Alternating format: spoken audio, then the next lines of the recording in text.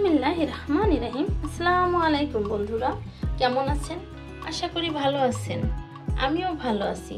দেশ এবং দেশের বাইরের থেকে যারাই আমার এই ভিডিওটা দেখতেছেন তাদেরকে আমার রান্নাঘরে স্বাগতম। আজকে আমি দেখাবো রাজকীয় স্টাইলে শাহী পাটিসাপটা পিঠার রেসিপি। আজকে আমার পাটিসাপটা রেসিপিটা একদমই ভিন্ন। সবাই আমরা পাটিসাপটা পিঠা বানাতে পারি। পিঠার ফুল রেসিপিটা যদি আপনারা ফলো করেন, না টেনে দেখেন, অবশ্যই শিখতে পারবেন আজকে আমার রাজকীয় শাহী পিঠার রেসিপিটা। দেখতেই পাচ্ছেন পিঠাটা পুর ভরা, একদমই খিরসায় ভরা। কতটা সুন্দর বা লোভনীয় হয়েছে আমার আজকের পাটিসাপটা পিঠার রেসিপিটা। এখন পর্যন্ত যে সমস্ত বন্ধুরা একটা লাইক দিয়ে ভিডিওটা দেখা শুরু করেন নাই, প্লিজ একটা লাইক দিয়ে দেবেন। চলুন দেখে নেওয়া যাক রাজকীয় শাহী পাটিসাপটা পিঠার জন্য কি কি উপকরণ লাগতেছে। বন্ধুরা, চলে এসেছি মূল পর্বে।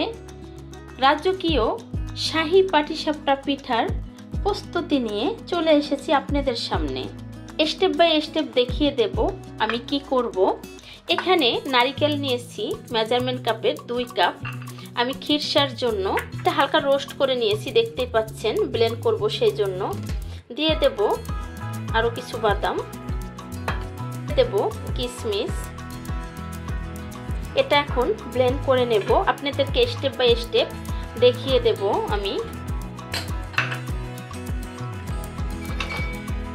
আমি জারে 3 রকমের বাদাম এবং কিশমিশটা দিয়ে দিয়েছি। এটা আমি লাস্টে খিরসা যেটা ব্লেন্ড করে বানাবো সেটা ভিতরে এটা আর এটা দিয়ে দেব। বাদামটা রোস্ট করে এখন গুঁড়া করে নেব। এখানে দুধ জ্বালিয়ে রেখেছি একদম ঘন করে, দেখতেই পাচ্ছেন অনেক মোটা মালাই পড়েছে, যেটাকে আমরা সর বলি।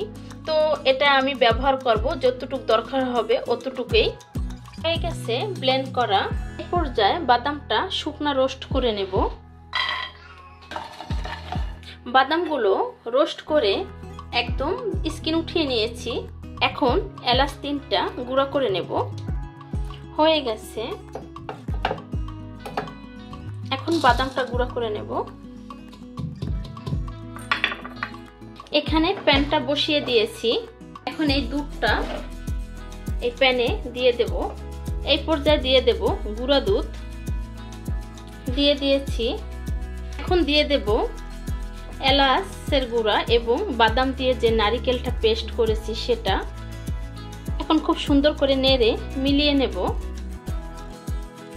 এখানে আরো 1 বাটি দুধ দিয়ে দেব।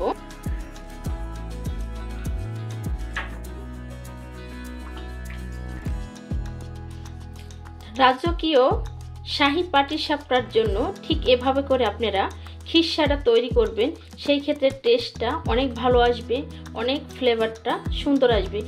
এই পর্যায়ে ঘি দিয়ে দেব 2 চামচ।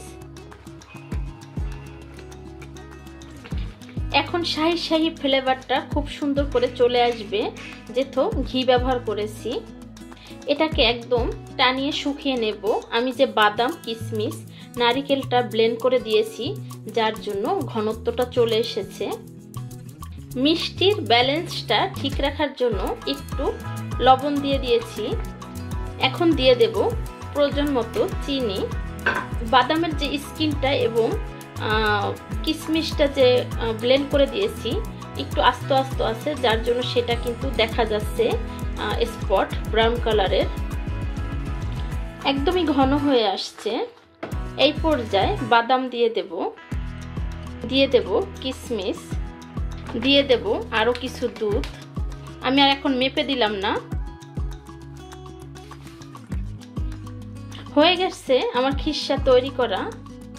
এখন চলে আসলাম দ্বিতীয় স্টেপ পাটিসাপটার প্রস্তুতি নিয়ে।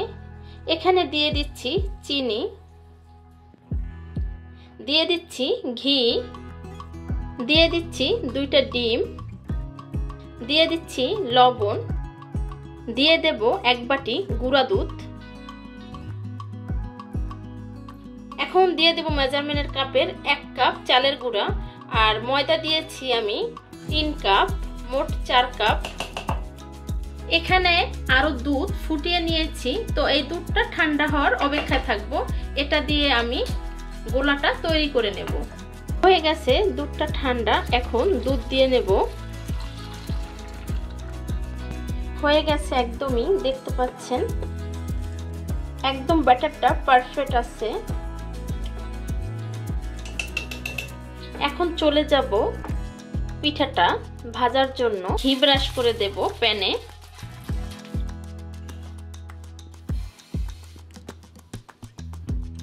এখন দিয়ে দেব খিসা।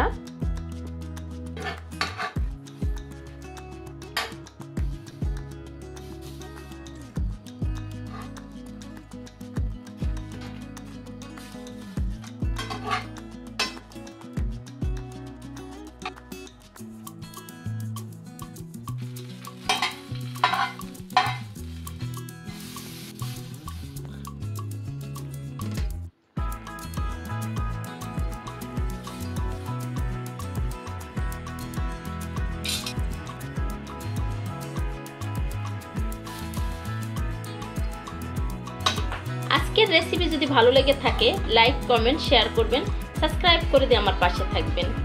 যে সমস্ত বন্ধুরা ফেসবুক থেকে দেখতেছেন তারা ফলো দিয়ে রাখবেন। পিঠার শীটটা আরেকটু ব্রাউন করতে পারেন বা আরেকটু সাদাও রাখতে পারেন। আমার কাছে হালকা ব্রাউনটা খুব ভালো লাগে, সেই ক্ষেত্রে কিন্তু বানানোর সাথে সাথে নরম হয়ে যাবে। আর এটা কিন্তু দেখতেই পাচ্ছেন ক্রিপসি ক্রিপসি হয়েছে। শীটটা কতটা সুন্দর হয়েছে। প্রিয় বন্ধুরা, হয়ে গেছে আমার আজকের রেসিপি। ভালো থাকবেন, সুস্থ থাকবেন, আশেপাশের মানুষকে ভালো রাখবেন, চলার পথে সতর্ক হয়ে চলবেন। দেখা হবে নতুন কোনো রেসিপি নিয়ে। আল্লাহ হাফেজ।